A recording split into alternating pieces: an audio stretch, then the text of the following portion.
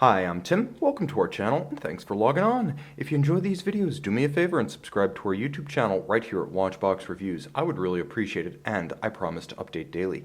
If you love this watch, you can see it and purchase it on our website, thewatchbox.com.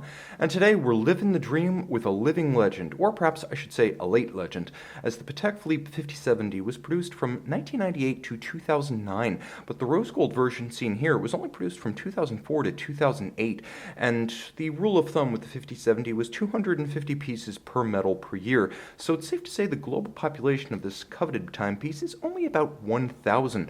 Scattered to the winds and the multiple continents, that makes this a scarce commodity. I'm fortunate to have one of them on my wrist, 16 centimeters in circumference. So what's it like living the dream? Well, at 42 millimeters in diameter, the 5070 was huge by the standards of the late 1990s. It's reasonably slim. It's not an overly thick watch at 11.8 millimeters, so you can easily slide this under a dress cuff. It's large lug to lug, but not oversized. 48.4 millimeters side to side means that it's actually more compact than I would have expected for a 42. And between the lugs, this was Patek Philippe thinking ahead of its time. 21 millimeters between the lugs is a very modern spacing.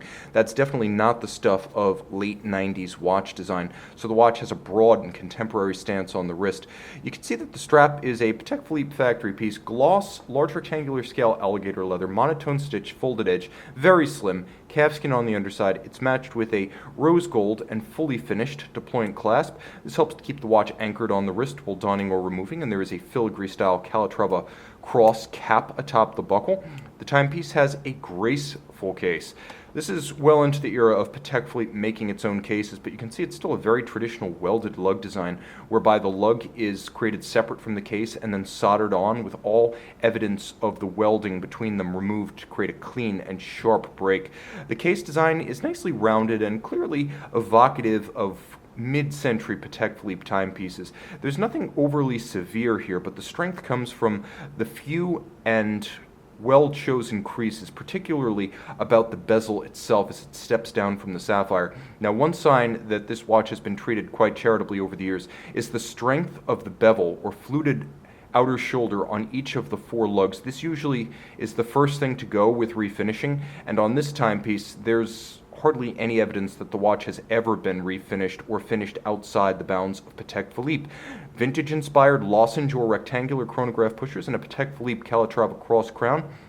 Let's get close to the timepiece now and talk a little bit about what graces the dial. What graces the dial is a trick of the eye, as you have concentric circular scales outboard for 60 seconds. We may as well start the chronograph, as well as a tachymeter inboard, and all this is designed to disguise the disparity between the 27 millimeter movement and a 42 millimeter case, but it works effectively, and unlike the 5170, which features a differential plane between the cannon pinion at center and the pinions of the registers, these are all in line. All applique Arabic numerals. The watch draws heavily on mid-century late Art Deco and Bauhaus design, and that's plainly evident as a number of these features can also be seen on the Portuguese, also a product of that period. Leaf-style hands, absolutely gorgeous, graceful, tapered, and matching rose gold, and a counterweighted lancet-style seconds. The dial isn't purely silver. It's almost like a light rhodium or light ruthenium coat. It's more metallic gray than silver. Strong contrast thanks to black on silver print, and you can see registers for chronograph minutes, and you will see that jump instantaneously as the hand passes through 12 o'clock, and then chronograph constant seconds. Watch the jump, and there it is. Now the timepiece features a balanced dial with twin countersunk registers, gorgeous, but the real beauty is on the backside, where the Geneva hallmark Patek Philippe caliber CH2770 is, truth be told, the highlight of the watch. 24 jewels, adjusted in a chronometer like 5 positions, oversized balance, beating away at 18,000 vibrations per hour. You can see that the balance is almost 1/3 the diameter of the movement. That is old school. It's a Gyromax freesprung architecture, so it can easily take and hold that chronometer grade of regulation. You can see the chronograph bridge and then the capped Geneva-style column wheel, that per the terms of the Geneva hallmark. Fully jeweled lateral clutch. This is usually where you'll see bushings on lesser watches. And then you can see the recentering hammers and levers of the chronograph. I'm going to operate this and cycle it through, but note the traits of a Geneva hallmark caliber.